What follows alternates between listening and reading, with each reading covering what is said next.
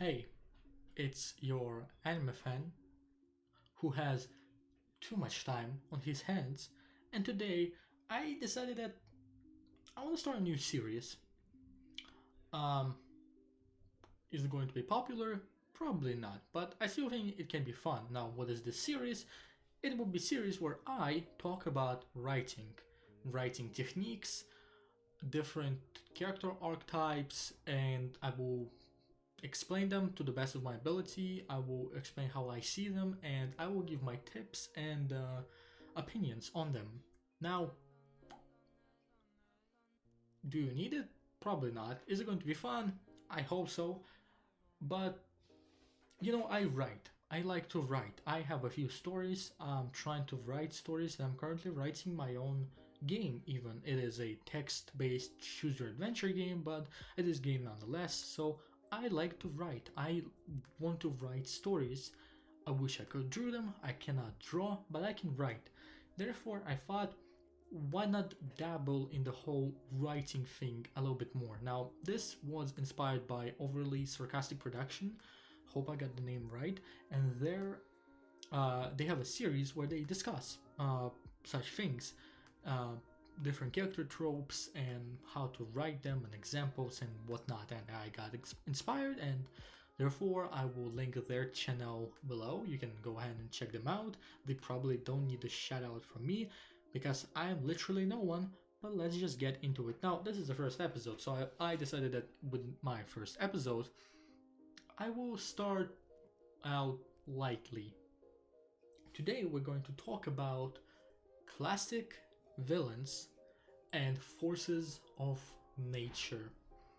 And the reason why we're talking about two is because both of those are relatively easy to explain. You don't really need to make separate video for each of them. Now, let's start out extremely easy. Classic villain. Now, classic villains are villains who are bad because they're bad and fuck you. That's pretty much the logic. They're not dynamic, they're pretty plain, pretty flat. They can be charismatic or they can be certain style to them, but otherwise, this is your Disney movie villain. This is your. It's a pretty regular villain. I would say that this type of villain, especially nowadays, should be at the bottom of the list when it comes to character tropes, same as just classic hero. I think that a villain who's good or who's bad for the sake of being bad, just kind of stupid, honestly, and lazy. And that's kind of character who you mostly should be kept in in the past. Now, what are the characteristics of such characters who are just simple villains? Well, they are bad.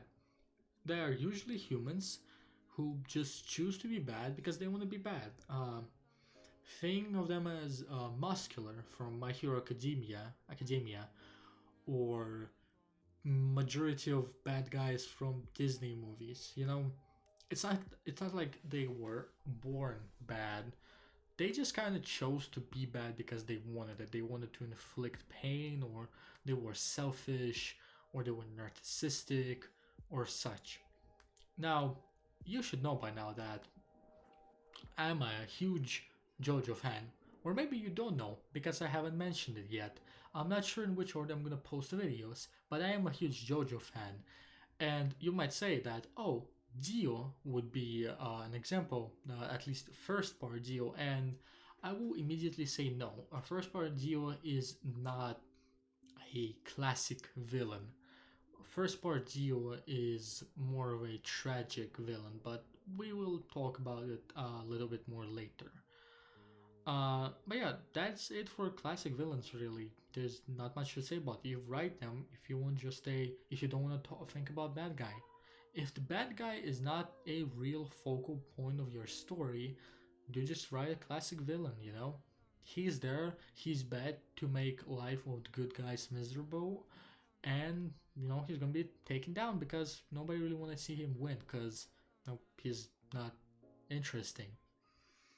So let's move on to force of nature kind of bad guy. Now, forces of nature are more interesting because it is pretty much a way you can write a villain about who you don't have to think too much, but it doesn't feel cheap.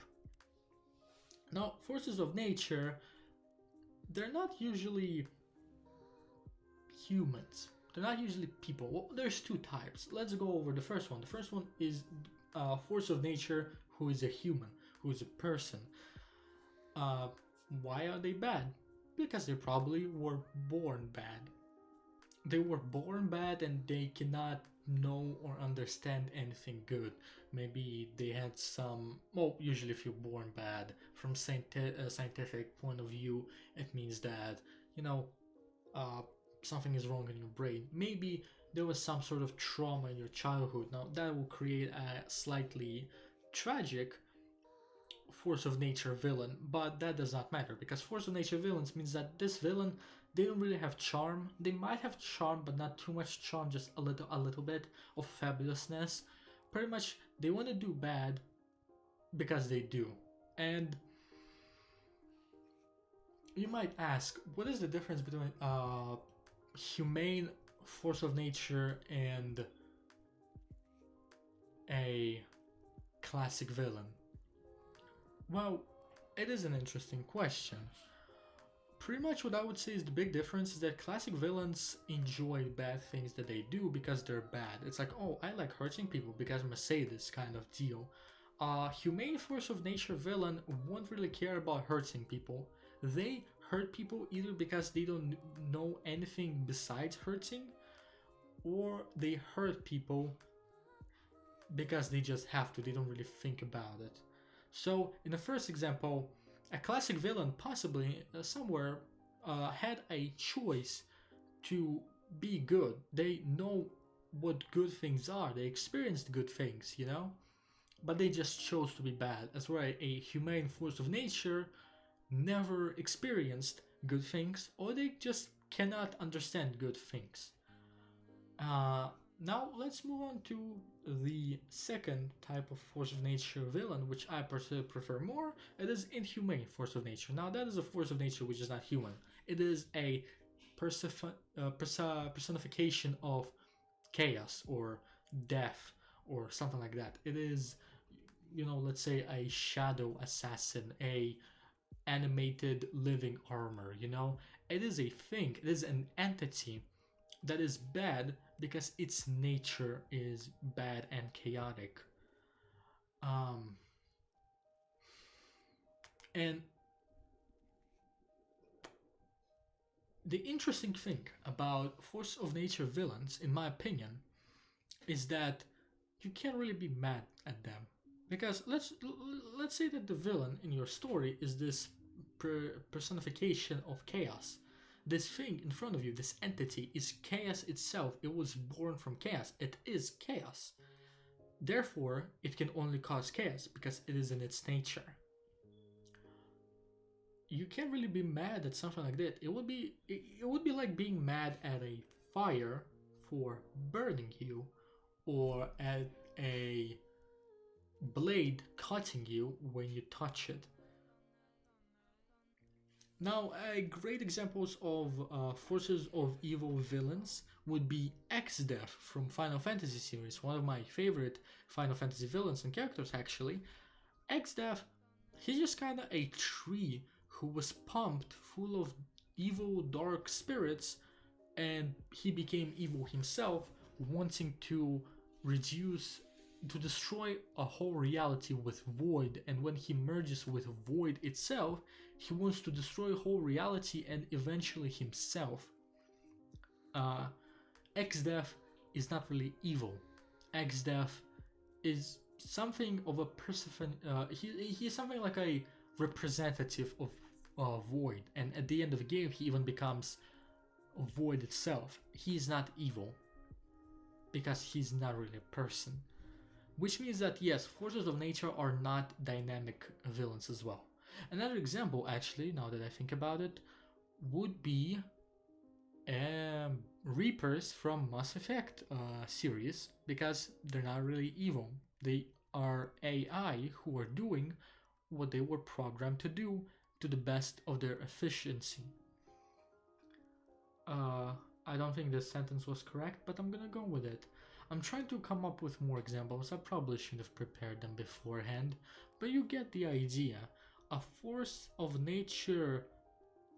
Uh, a lot of Lovecraftian horrors are actually force of nature kind of bad guys, quote unquote. Not Cthulhu, because Cthulhu is a lesser uh, Lovecraftian horror who might or might not have a personality. But if we talk about, let's say, uh, not Azeroth, that's from World of Warcraft, but the Mad God, the biggest and the baddest Lovecraftian horror that there is. I forgot his name, that is so embarrassing. He is actually an example of force of nature kind of bad guy. You know, it's not like he destroys things and makes people go crazy because he's evil. It's just what he does. He kind of oozes madness, which actually kind of brings me to last point I probably should make is madness. Can a mad character be a force of nature? And yes and no. A force of nature, a character who is mad, you can definitely do that. But a mad character does not have to be a force of nature. They can be a tragic villain, or because look at Kefka. Kefka from Final Fantasy, my favorite character from Final Fantasy and favorite villain from Final Fantasy, he is actually crazy, really fucking crazy. But he's not a force of nature because he has dynamic features to him, and that's the biggest theme of classic villains and force of nature villains. They are not dynamic. They gotta be flat. So why do I think that force of nature villain is better than classic villain? Well, force of nature villain is kind of villain that you want to write for your characters, for your protagonists to overcome as an obstacle. And the reason why force of nature are usually cooler than classic villains is because you can just go, balls to the walls with their design and abilities and such.